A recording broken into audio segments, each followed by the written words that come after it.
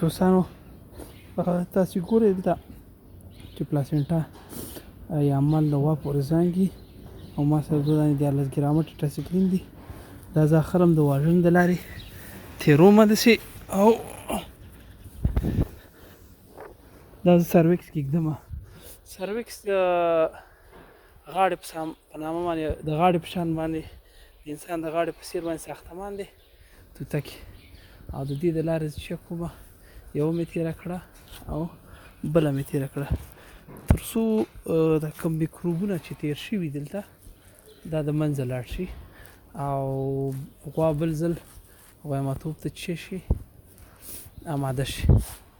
که دا ونه شي نو یو خو داسې چې هغه کوم مل چې دی یا پلاسنټا چې پاتې ده هغه عموما بې خرابېږي دننه بچهدانۍ کې، او چې کله خرابه شوله نو بیا غواګانې چې دی هغه بل ځل غویمه کېږي نه په اسانۍ باندې که غویمه شي بیا بلربېږي نه.